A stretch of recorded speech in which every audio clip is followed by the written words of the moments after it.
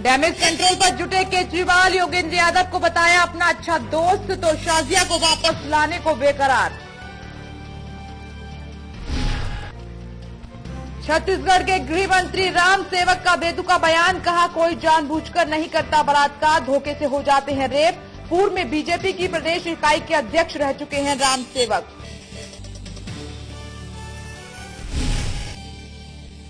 बदायूं कांड में डीएम और एसएसपी पर गिरी गाज, यूपी सरकार ने दोनों को किया सस्पेंड। आरोपियों का नार्को टेस्ट के साथ साथ लाई डिटेक्टर टेस्ट भी कराएगी यूपी सरकार।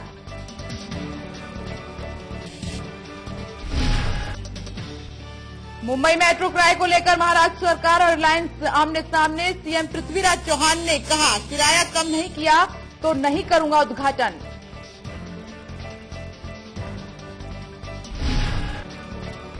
और झुलसाने वाली गर्मी ने तोड़े तमाम रिकॉर्ड, दिल्ली में टूटा 21 साल का रिकॉर्ड, तापमान बढ़कर 46 के पार।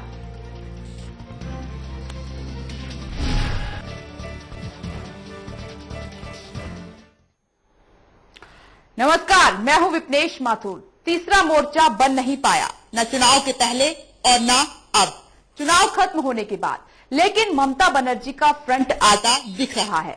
बंगाल की ममता बनर्जी, तमिलनाडु की जयललिता और उड़ीसा के नवीन पटनायक तीनों फेडरल फ्रंट की तैयारियों में जुटे हैं। आंध्र प्रदेश के जगन मोहन रेड्डी और हरियाणा के चौटाला ही नहीं बल्कि कई दूसरे छोटे दल फेडरल फ्रंट में शामिल होने की तैयारी कर रहे हैं। निशाने पर कांग्रेस है, जिसे संसद में फेडरल फ्रंट के सहारे आसानी से हाशिए पर डाला जा सकता है। फेडरल फ्रंट बना तो लोकसभा में कांग्रेस को विपक्ष का दर्जा हासिल करने का सपना जो है वो टूट सकता है। ऐसा हुआ तो नरेंद्र मोदी के चेहरे की चमक और ज्यादा हो सकती है और राज्यसभा में बीजेपी का रास्ता आसान हो सकता है।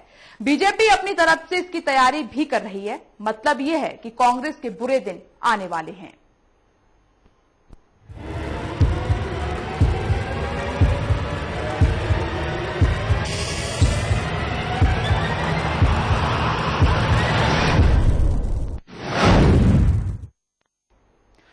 लोकसभा में विपक्ष की भूमिका कौन निभाएगा, हर किसी के जहन में ये सवाल बरकरार है। जिस तरह से ममता, जया और नवीन पटनायक मिलकर नेता विपक्ष को लेकर रणनीति बना रहे हैं, क्या ये रणनीति कामयाब हो पाएगी? इसी पर पेश है एक खास रिपोर्ट। क्या ममता का सपना होगा साकार? क्या बन पाएगा फेडरल फ्रंट? क्या फेडरल फ्रंट का नेता बनेगा नेता प्रतिपक्ष? क्या रणनीति हो पाएगी कामयाब? 16वीं लोकसभा के स्पीकर का चुनाव तो हो गया, अब इंतजार है नेता प्रतिपक्ष के चुनाव का।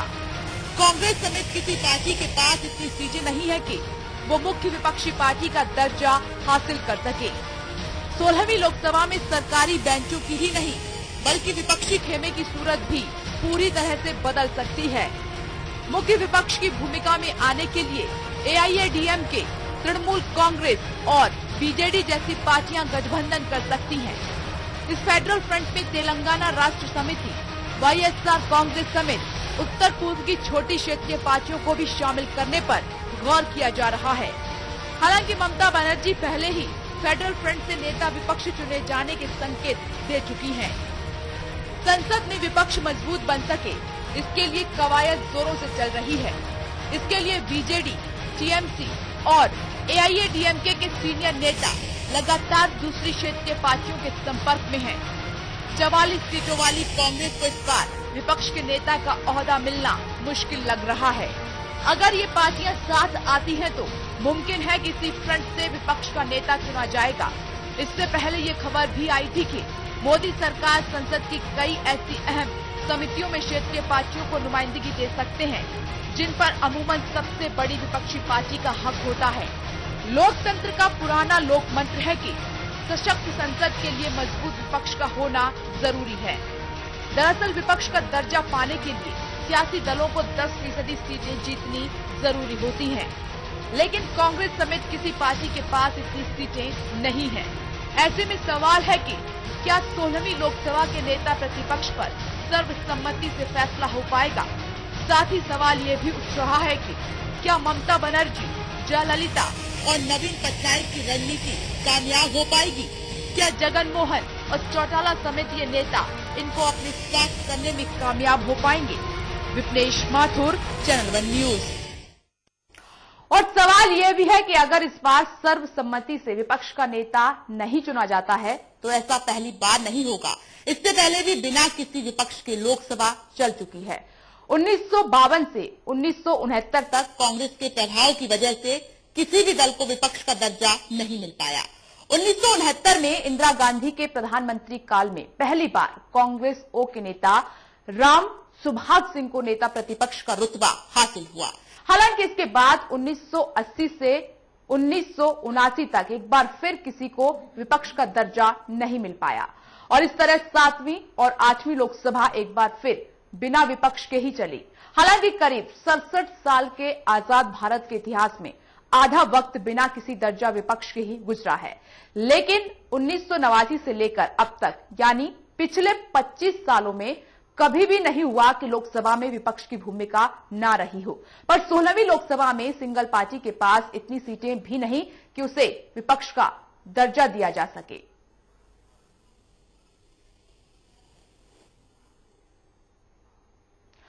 संसद में विपक्ष की भूमिका का ना होना कई महत्वपूर्ण फैसलों को भी प्रभावित कर सकता है। सीबीआई चीफ, सीवीसी और लोकपाल आदि प्रमुख पदों की नियुक्तियों में विपक्ष के नेता की भूमिका काफी अहम होती है।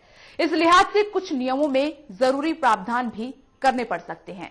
राजीव गांधी, लाल कृष्ण आडवाणी, अटल बिहारी वाजपेयी, पीवी नरसिम्हा राव, शरद पवार, सोनिया गांधी और सुषमा स्वराज कुछ ऐसे नाम हैं जिन्होंने नेता विपक्ष हैसियत से न केवल संसद को नई दिशा दी बल्कि सरकार के फैसलों पर भी लगाम लगाकर रखी। लेकिन अगर इस बार नेता विपक्ष के नाम पर आम सहमति नहीं बनी तो पिछले सालों के दौरान ऐसा पहला मौका होगा जब लोकसभा के बिना औपचारिक विपक्ष चलेगा।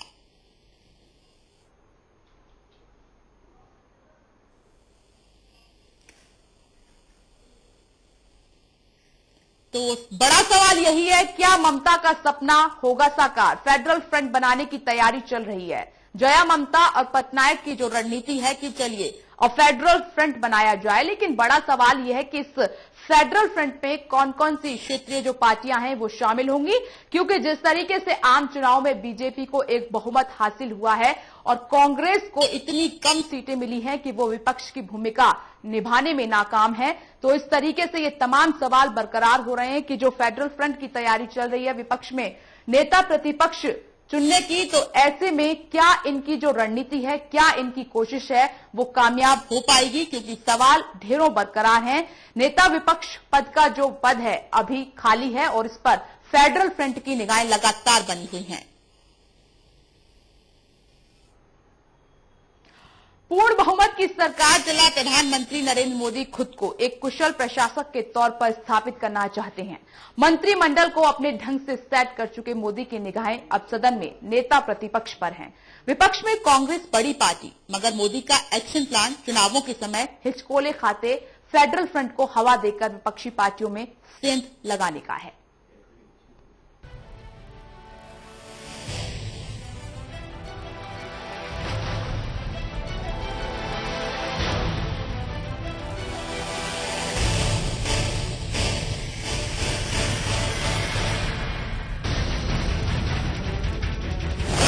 मोदी का एक्शन प्लान, बांटो और राज करो।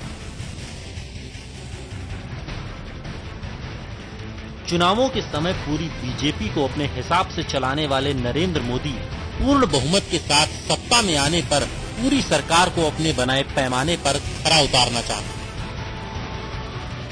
अपनी नीतियां, अपनी योजनाएं, अपने फैसले और कानून, किसी भी मोड़ पर मोदी कोई भी विशेष रोक टोक नहीं चाहते। आम चुनाव में कांग्रेस को करारी मात देने के बाद अब मोदी की कोशिश सदन में कांग्रेस को नेता प्रतिपक्ष की भूमिका से भी दूर रखने की है। यही कारण है कि चुनावों में फेडरल फ्रंट को सिरे से नकारने वाले मोदी सत्ता में आने के बाद अब कांग्रेस के कद को सदन में छोटा करने के लिए फेडरल फ्रंट को हवा देकर अपने एक नए एक्शन प्लान की नींव रख रहे हैं, जिससे न सिर्फ एकजुट विपक्ष में सेंध लगेगी बल्कि बीजेपी अपनी मुख्य प्रतिद्वंदी पार्टी कांग्रेस को एक और करारी हार देकर उसके कद को पहले से और भी छोटा कर देगी, क्योंकि नेता प्रतिपक्ष के लिए अनिवार्य 10% सदस्य पाने में नाकाम कांग्रेस के बाद अगर फेडरल फ्रंट के नेता ममता बनर्जी, जयललिता और नवीन पटनायक एक हो जाएं तो 16वीं लोकसभा में कांग्रेस इतिहास के सबसे बुरे दौर में नजर आएगी। राज्यसभा में मजबूत होगा एनडीए का अंकगणित। लोकसभा चुनाव में भले ही बीजेपी को ऐतिहासिक सफलता हासिल हुई हो, लेकिन राज्यसभा में कम संख्या बल उसके लिए कामकाज में परेशानी का सबब बन सकता है। इस परेशानी से बचने के लिए नरेंद्र मोदी और उनकी पार्टी ने एक खास एक्शन प्लान तैयार किया है। बीजेपी अपनी नई योजना के मुताबिक विपक्षी दलों को बांटने का प्रयास कर सकती है। बीजेपी विपक्षी दलों में कई महत्वपूर्ण पद बांटकर इसका लाभ राज्यसभा में उठाना चाहती है। विपक्षी पार्टियों को दिए जा सकते हैं अहम पद। बीजेपी लोकसभा में उपसभापति, पीएसी चेयरमैन और स्टैंडिंग कमेटी के चेयरमैन जैसे पद अलग अलग विपक्षी दलों के नेताओं को दे सकती है। बीजेपी की योजना के मुताबिक वे ऐसे कई महत्वपूर्ण पद मुख्य विपक्षी दल जैसे कांग्रेस, एआईएडीएमके, टीएमसी और बीजेडी को देगी। सभी पद एक ही पार्टी को न देकर अलग अलग विपक्षी दलों को दिए जाएंगे, जिससे खास मौकों पर विपक्षियों का सहयोग मिलने की उम्मीद रहे। जाहिर है बीजेपी लोकसभा में तो मजबूत है, मगर राज्यसभा में बीजेपी का अंकगणित परेशानी न खड़ी करे, इसके लिए मोदी ने अभी से रणनीति बनानी शुरू कर दी है। विपक्ष में सेंध लगाकर मोदी अगर कांग्रेस को पीछे ढकेलने में कामयाब हो जाते हैं तो ये मोदी के इस एक्शन प्लान की एक कामयाब पहल होगी, जिसकी पीड़ा कांग्रेस भुलाए न भूलेगी। अनूप आकाश वर्मा, चैनल 1 न्यूज। तो बड़ा सवाल यही है कि इस बार विपक्ष की भूमिका कौन निभाएगा, और ज्यादा बातचीत के लिए हमारे साथ जुड़ गए हैं वरिष्ठ पत्रकार सुदेश वर्मा। सुदेश जी, सबसे बड़ा सवाल यही है कि जिस तरीके से फेडरल फ्रंट तैयारी कर रहा है विपक्ष में बैठने की, क्या रणनीति कामयाब हो पाएगी? देखिए, सरकार जो है, सरकार को राज्यसभा में एक मजबूती चाहिए, क्योंकि अगर इन्हें कोई अहम फैसला पास कराना है तो कांग्रेस रोड़ा अटका सकती है, क्योंकि अपोजिशन के पास आज भी संख्या ज्यादा है एनडीए से। तो इसके लिए जरूरी है रणनीति बनाई जाए, और इसके तहत जो मेजर पार्टीज हैं जिनकी आपने जिक्र किया, जिसका जैसे एआईएडीएमके हो गई, तृणमूल कांग्रेस हो गई, बीजेडी हो गई, अगर ये सब मिलकर आपस में आते हैं, क्योंकि इनको सरकार के साथ कोई प्रॉब्लम नहीं है। अगर आप जयललिता की बात करें, अभी मुलाकात हुई नरेंद्र मोदी से, और बीजेडी के चीफ जो है नवीन पटनायक, उन्होंने मुलाकात की। इनका कोई आइडियोलॉजिकल डिफरेंसेस नहीं है, तो ये सरकार के साथ दिख सकती है वैसे मुद्दे पर, जिस मुद्दे पर एक कंसेंसस बन जाए। तो मुझे लगता है एक अच्छी रणनीति है। और अगर आप नरेंद्र मोदी की स्ट्रेटेजी को समझना चाहते हैं तो आपको याद करना पड़ेगा कि अपने भाषण में कैसे उन्होंने कहा था कांग्रेस को खत्म कर देना है। तो कांग्रेस को खत्म करने की जो बात उन्होंने कही थी, मुझे लगता है उसी को आगे ले जाने की बात है कि कांग्रेस को अपोजिशन का दर्जा नहीं देना, क्योंकि उनके पास नंबर नहीं है, और एक नया अपोजिशन खड़ा कर देना, जिससे कांग्रेस राज्यसभा और लोकसभा दोनों में इरेलीवेंट हो जाए। यानी कि कांग्रेस को किनारे करने की तैयारी की जा रही है। बिल्कुल, कांग्रेस को इरिलेवेंट करने की, क्योंकि कांग्रेस देखिए कभी भी बढ़ती नहीं। आपने देखा कि 2004 में भी किस तरह से कांग्रेस स्टेज की कमबैक। तो बीजेपी को अगर एक धरा बन के रहना है राष्ट्रीय राजनीति का, तो मुझे लगता है कांग्रेस को इन्हें खत्म करने का प्रयास करना ही चाहिए राजनीतिक तौर पर। और बाकी जो पार्टियां इमर्ज करती हैं, तो मुझे लगता है नरेंद्र मोदी की यही स्ट्रेटेजी रहेगी, क्योंकि उन्होंने कहा भी है कांग्रेस को वो एनिमी नंबर 1 मानते हैं, क्योंकि देश के लिए जो कांग्रेस ने कुछ नहीं किया है उनके मुताबिक। तो मुझे लगता है उसी को ही आगे बढ़ाने की कोशिश है, और ये स्ट्रेटेजी कामयाब होगी या नहीं, इसके लिए हमें इंतजार करना होगा। देखना पड़ेगा कि जो आगे चुनाव है राज्यों में, उसमें कांग्रेस कैसा परफॉर्म करती है। जी सुदेश जी, लेकिन सवाल यहाँ पर ये खड़ा हो रहा है कि फेडरल फ्रंट की जो राह है वो इतनी आसान नहीं है, क्योंकि अभी भी सहमति बनाने की कोशिश की जा रही है। हो सकता है कि फूट पड़ जाए। फूट पड़ सकती है, लेकिन आइडियोलॉजिकल डिफरेंसेस नहीं है इनमें, बीजेपी के खिलाफ नहीं है। अगर तृणमूल कांग्रेस को आप छोड़ दें, तो तृणमूल कांग्रेस जिन्होंने नरेंद्र मोदी के खिलाफ भी काफी कुछ कहा था उनकी नेता ने, तो आप देखिए जो जयललिता है, बीजेडी और बाकी पार्टियों में कोई प्रॉब्लम नहीं होना चाहिए। तो मुझे लगता है कोई रोड़ा तो होगा ही राजनीति में, लेकिन राजनीति जो है, जिसको हम लोग बोलते हैं कि it's an art of impossible, कुछ भी पॉसिबल हो सकता है और ये राज्यसभा और लोकसभा एक्सपेरिमेंट करने की गुंजाइश देती है एनडीए सरकार को। तो मुझे लगता है कि उसी कवायद में जुड़ी हुई है और मुझे लगता है इसमें कोई गलत भी नहीं है, क्योंकि सरकार चाहेगी कि उसकी नीतियों को पास किया जाए और उसके लिए वो स्ट्रेटेजी बनाएगी जिससे उसे राज्यसभा में भी मजबूती मिले। जी सुदेश जी, अगर कोई विपक्ष का नेता नहीं बनता है तो इसमें कोई बड़ी बात नहीं है, क्योंकि इससे पहले भी बिना किसी विपक्ष के लोकसभा